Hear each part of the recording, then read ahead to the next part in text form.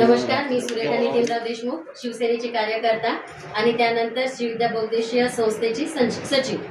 आम्ही 8 मार्चला महिला दिनानिमित्त नगरपालिकेत गेलो होतो. तिथे महिला दिनाचा एक छोटासा प्रोग्राम झाला. नगरपालिकेत आम्हाला बोलवलं, स्वागत समारंभ झाले. त्यानंतर माझा जो प्रोग्राम असतो, आम्ही बचत गटामार्फत या घरगुती महिलांबाबत खूप सारे खाद्यपदार्थाचे विणकाम भरतकामाचे स्टॉल लावत असतो आणि त्याचं प्रदर्शन असते, विक्री सुद्धा असते. ह्या बायांच्या महिलांच्या सर्व गुणांना तिथे वाव मिळतो, अर्थार्जन पण होते, भरपूर पैसा पण मिळतो आणि हा प्रोग्राम खूप चांगल्या पद्धतीने आम्ही दरवर्षी मकरंदनगरमध्ये पार पाडत असतो. त्यासाठी माझ्या कॉलनीतल्या सगळ्या माता भगिनी आणि गावातले त्यासाठी सहकार्य करतात. पुरुष वर्गाचाही हात असतो त्यामागे.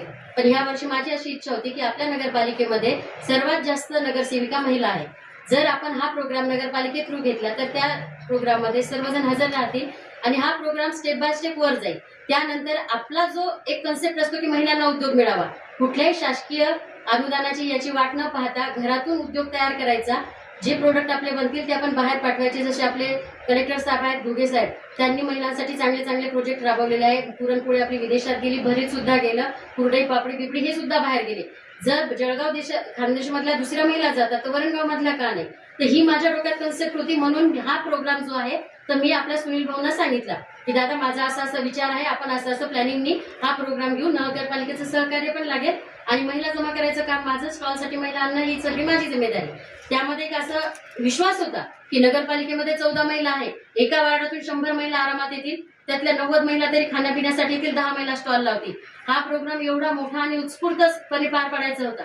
तर मेन सुनील भाऊने एक असं केलं, सॉरी मी बोलते भाऊ तुमच्याबद्दल, पण तुम्ही सांगितलं होतं की मी मीटिंग घेतो. मी पण तुम्हाला बोलली की सर्व नगरसेवक आणि नगरसेवकांची मीटिंग घ्या, त्यामध्ये आम्हाला बोलवा. आम्ही ज्या 3-4 महिला आहेत त्यामध्ये प्रतिभा तावडे झाल्या, वैशाली देशमुख झाल्या, परिणितीताई झाल्या, तर आम्ही आमची कन्सेप्ट त्यांच्या समोर मांडू, त्यांचीही सल्ला घेऊ त्याच्यात आणि हा प्रोग्राम गावा मिळून आणि नगरपालिके मिळून एवढ्या मोठ्या स्केलवर करू की सरांना सुद्धा वाटेल, कलेक्टर साहेबांना, की वरणगाव फार प्रोग्रेस झालेले, त्यामध्ये गावाची एकी दिसेल, राजकारण बाजूनी पण महिलांचा विकास पहिले. या हिशोबाने तो प्रोग्राम करायचं ठरवलं होतं. पण मी दादांना 3 ते 4 वेळा कॉल केला की दादा तुम्ही मीटिंग घेतली नाही, महिलांपर्यंत मेसेज गेला नाही. त्यांनी सांगितलं की तुम्ही तुमचा प्रोग्राम मॅनेज करत राहा, बाकी काय मदत लागते आम्हाला सांगा, कोणी काय बोललो माझं नाव सांगा. मी त्यांच्यावर विश्वास ठेवून या सगळ्या गोष्टी केल्या. पण जेव्हा मी पत्रिका पाहिली, पत्रिकेमध्ये जे प्रोटोकॉलनुसार नावं पाहिजे असतात, पालकमंत्री झालं, त्याच्यानंतर आपले संजीव भाऊ सावकारे झाले, रजनीताई सावकारे झाले, रक्षाताई खडसे झाले, त्याच्यानंतर गिरीश भाऊ झालं, यांचा कोणाचाच उल्लेख तिथे केलेला आहे. हे लोक आपल्या जळगाव देशाची शान आहेत, सॉरी जळगाव खानदेशची शान आहे, यांचे नावही तिथे यायला पाहिजे होते. प्रोटोकॉलनुसार सगळा कार्यक्रम होणं गरजेचं असतो. पत्रिकेचा विषय जर बाजूने ठेवला तर जर आपण महिला दिन साजरा करतो, महिला दिन हा महिलाच्या सन्मानासाठी असतो. ह्या ठिकाणी नगरपालिकेतून कुठल्याही महिलेचा सन्मान झालेला नाही. पत्रिकेत नावं आहे, त्या महिलांना सुद्धा माहित नाही की प्रोग्राम आहे. मी त्या महिलांना कॉल करते, मेसेज करते की ताई इथे स्टॉल लावायचे, असं असं प्रोग्राम ऑर्गनाईज झालेला आहे. त्या विचारतात ताई ह्या संदर्भात कुठलीही चर्चा नगरपालिकेत झालेली नाही. तर ही गोष्ट माझ्या मनात 2 वेळा खटकली. मी भाऊंना बोलले की भाऊ तुम्ही मीटिंग घ्या, ते बोलले आज घेतो, उद्या घेतो. त्यांनी हा पोस्टपोन करत गेले मीटिंगचा विषय. त्यामुळे वरणगाव मधल्या बऱ्याच नगरसेविकांना माहित नाही की प्रोग्राम कशाचा आहे आणि काय आहे. त्यामुळं तर भरपूर महिलांना माहित नाही. जेव्हा कॉल केला तेव्हा माहित पडतं की हा प्रोग्राम. मग जर महिलांचाच सन्मान करायचा आहे आणि त्यांनाच आपल्याला पुढे न्यायचंय तर मग हे भाऊचं चुकलं इथे की त्यांनी ही मीटिंग घेऊन सगळ्यांना आधी सांगायला पाहिजे होतं की असा असा प्रोग्राम आपण ऑर्गनाईज करतो इथे आणि सगळ्यांच्या सहमतीने हा प्रोग्राम अजून जोरात झाला असता. म्हणजे जे प्रदर्शन होणार होतं, विक्री होणार होती, तीही कमी प्रमाणात नाही जास्त प्रमाणात झाली असती. आणि मी त्यांना याच्यासाठी फोर्स केला होता की प्रत्येक प्रोग्राम मध्ये महिलाचे जे असतात, जळगाव असो, भुसावळ असो, अमळनेर, जामनेर, प्रत्येक महिलांच्या स्टॉलच्या प्रोग्रामसाठी मी हजर राहते. त्याच्यासाठी की तिथून जे माहिती मिळेल ती आणायची आणि आपल्या गावातल्या महिलांना माझ्या लेवलवर मी पुरवतेच. तर ही माहिती जास्तीत जास्त महिलांपर्यंत कशी जाईल यासाठी ही माझी जी कन्सेप्ट आहे, जी श्रीविद्या फाउंडेशन तर्फे मी चालवते, ही मी त्यांना सांगितली आणि ह्या प्रोग्रामचं नियोजन केलं. पण भाऊंनी नगरपालिकेतल्याच महिलांना हा विषय क्लिअर केला नाही. त्यामुळं सर्व महिला संतप्त आहे. प्रोटोकॉलचा भंग केला, त्यामुळे पुरुष वर्गही संतप्त आहे. आणि गावातील ज्या महिलांना माहिती आहे की मी खूप चांगलं काहीतरी काम, जसं विणकाम भरतकाम करू शकते, त्याचं प्रदर्शन मांडू शकते, तर त्या महिलांपर्यंतच जर हा विषय गेलेला नाही तर हा प्रोग्राम होणार कसा काय? भाऊचे मग 3 ते 4 वेळा कॉल येऊन गेले की तुम्ही यादी पाठवा, हे पाठवा, ते पाठवा. तृप्ता महाजन ताई, आमचं ज्यावेळेस बोलणं झालं तर मी त्यांना सांगितलं की ताई आपल्याला असे स्टॉल लावायचे. आम्ही दोघी कॉन्टॅक्टमध्ये होतो. तर ताईंनी कुठलीही मीटिंग नसताना, काही नसताना त्यांच्या स्टेटसवर आणि व्हॉट्सअपवर सगळीकडे ऍड करणं सुरू करून दिले की असा असा प्रोग्राम आम्ही घेणार आहे, स्टॉलचं बुकिंग सुरू झालेलं आहे. मग जर त्यांना काही माहित नसतानाही त्यांनी महिलांसाठी म्हणून सपोर्ट केला.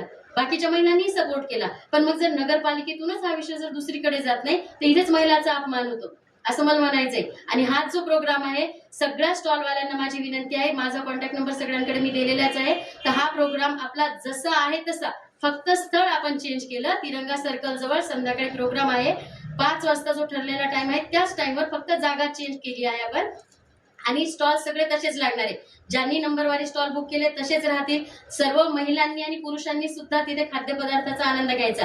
जरी प्रोग्राम हा महिला दिनाचा असला तरी जर पुरुष वर्गही तिथे आले तर त्यांनाही माहित पडेल की स्त्रियांच्या कलागुणांना वाव मिळेल. आणि दुसरी गोष्ट की ज्या पुरुषांना असं वाटतं की आपली बायको बाहेर नाही गेली पाहिजे, काम नाही केलं पाहिजे, तर त्यांनाही वाटेल की आपणच मागे आहे, बाकी सर्व महिला समोर जात आहे. तर याचा हेवा वाटून प्रत्येक गृहिणींना हा चान्स मिळेल की पुढच्या वर्षी हा प्रोग्राम अजून मोठा साजरा होईल. एवढं बोलून मी 2 शब्द संपवते. जय हिंद, जय महाराष्ट्र. मनीषा नितीनवाडी, नगरसेविका प्रभाग क्रमांक 1 मधून.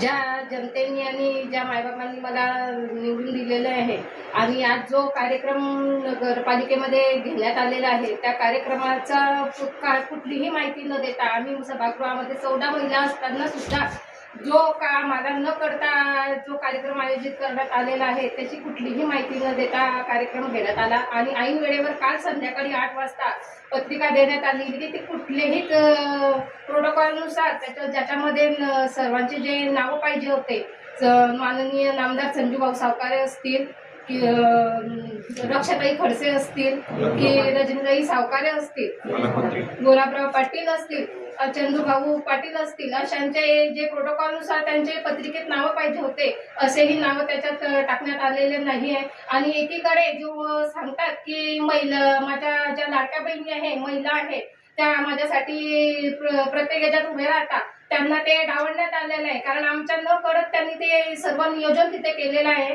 कुठल्याच महिलांना माहिती नाही, काही नाही. जो आज नगरपालिकेत कार्यक्रम घेण्यात आलेला आहे संध्याकाळी, तो कार्यक्रम पोस्टपोन करून तिरंगा सर्कलवर घेण्यात आलेला आहे. जी शिवसेना, महासेना युती आणि बीजेपी आणि या ठिकाणी जे आमचे नगराध्यक्ष म्हणतात की आमचे नगराध्यक्ष साहेब गिरीश भाऊंना दैवत मानतात, त्यांचं सुद्धा या पत्रिकेमध्ये नाव नाही. म्हणजे हा खूप मोठा यांनी घोळ केलेला आहे आजच्या कार्यक्रमाचा.